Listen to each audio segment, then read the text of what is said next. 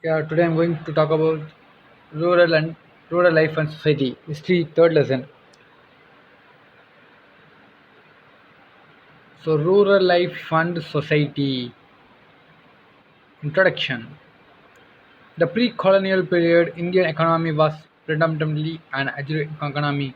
Agricultural was then the primary occupation of the people, and even industry like textiles, sugar, oil, etc. were dependent on it.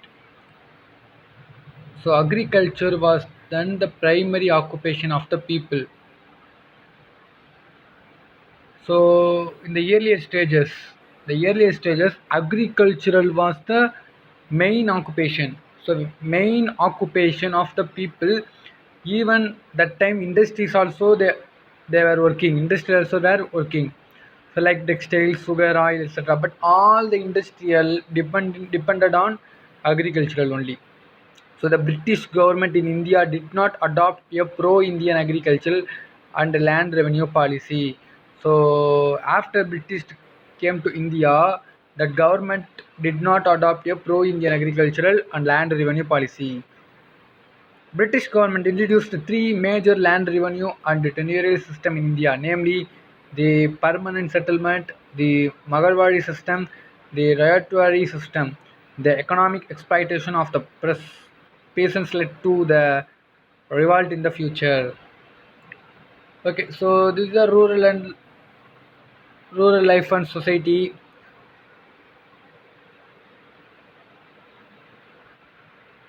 So the land revenue policy. So there are how many policy? Three policy introduced by British government. The permanent settlement regulatory system, Magarwadi system. Okay, so the permanent system is Lord Cornwallis, headed by regulatory system headed by Thomas Munro, Magarwadi system headed by Lord William Bentinck. Okay, so first of all, where were the permanent settlements made in British India? Permanent settlement. First, I'm going to permanent settlement. So permanent settlement were made. Where were permanent settlement made in British India? So permanent settlement were made in Bengal, Bihar, Orissa, Varanasi division of UP, northern Karnataka, which roughly covered 19% of the total area of British India. So okay, so the permanent settlements were made in Bengal, Bihar, Orissa, Varanasi division of UP, northern Karnataka. So roughly covered 19% of the total area. And then regulatory system. Name the areas where regulatory system was introduced. Where was the regulatory system made? Madras, Bombay, parts of Assam, and Coorg. So there are four places. So that places only regulatory system was introduced.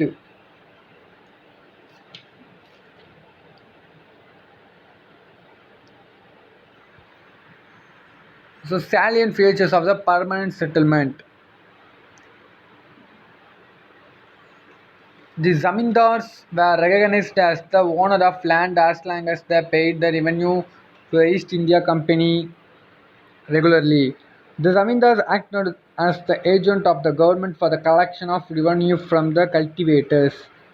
So, two salient features of the permanent settlement.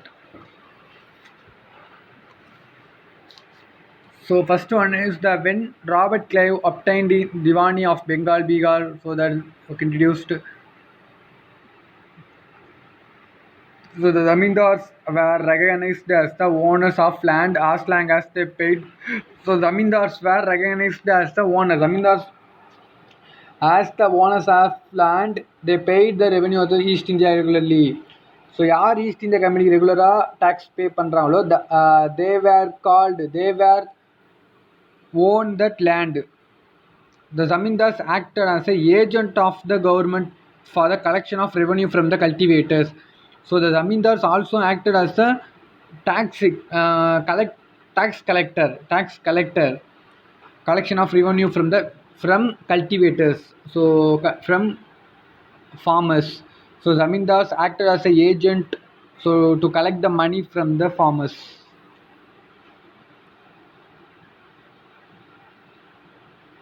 So this is the two salient features of the permanent settlement. Okay.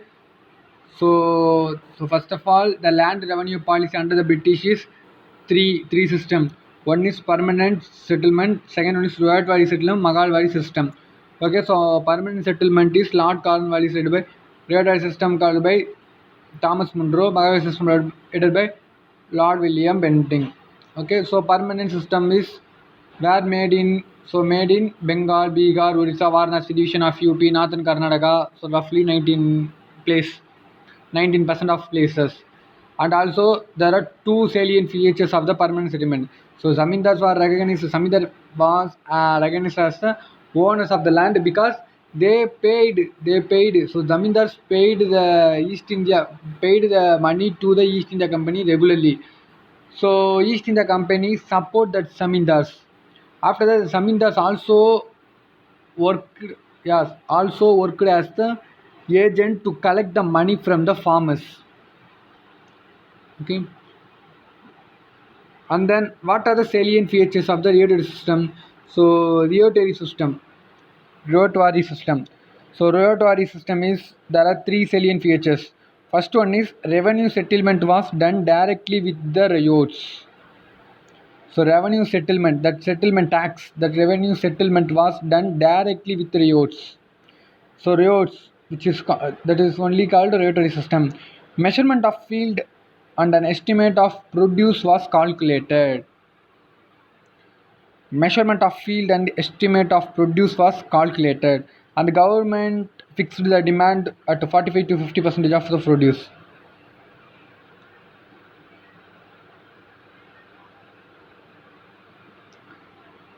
So the merits and the demerits of the permanent settlement. Under this system, many of the wastelands and forests become cultivable lands. Yeah, merits is under this permanent settlement, many of the wasteland become the cultivable lands.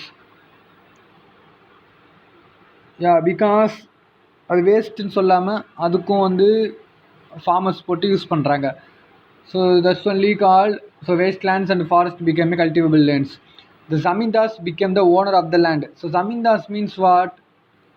Our Indians only. Yeah, Indians only. But in village, one zamindar who was having the more money than others, which they were called zamindars. So zamindars became the owner of the land. So zamindar became the owner of the land. The zamindars were made free from the responsibility of providing justice. Yeah, also zamindars were made free from the responsibility of providing justice. So zamindars had a power to providing a justice for others. The zamindars remained faithful to the British government. Yeah, so zamindars did not unfaithful to British government. Zamindars remained always having the faith and trust by British government. The system secured a fixed and stable income for the British government. Yeah. So the system is secured. So very protective system and also fixed and stable income. So constant income. So monthly they got constant income for the British government. Demerits. So disadvantages. The British government had no direct contact with cultivators. Yeah. So the British government had no direct contact with cultivators, which means what? Who had direct contact with cultivators? Zamindars only. So British government had no direct contact because if some normal people having problem, he wanted to tell to British government, na, they can't. So they can't. So they only said to zamindars only. So zamindars is the mediator between British government and people. So the rights of the cultivators were ignored and they were left at mercy of the zamindars. So the rights of the cultivators were ignored. What does I mean by rights of cultivators? Rights of cultivators means cost of cultivating things. So rights of cultivators. So cultivators having a one important rights must have the important rights. It's that cultivating things, so sugar cane, rice, that cost is should be அந்த cost எல்லாத்தையும் அவங்களுக்கு தான் வந்து இது பண்ணணும். அவங்க தான் அந்த காஸ்ட் என்ன எவ்வளோன்னு சொல்லிட்டு முடிவு எடுக்கணும். But here the rights of the cultivators were ignored, so fully ignored. So all the decision taken by British government and zamindars only. So third one is the peasants were almost treated as serfs. Yeah, the peasants were almost treated as serfs. Yeah, so and then the system was made the zamindars legendary and luxurious. Yeah, this system was made the zamindars lethargic and luxurious. So this system made for only zamindars and British government, not for normal people, not for cultivators. Many conflicts between the zamindars and the peasants arose in rural Bengal. Yeah, okay. Yeah, this merits and demerits of the permanent settlement. So and then we are just know the revatory system. So the remaining is Maghalwadi system.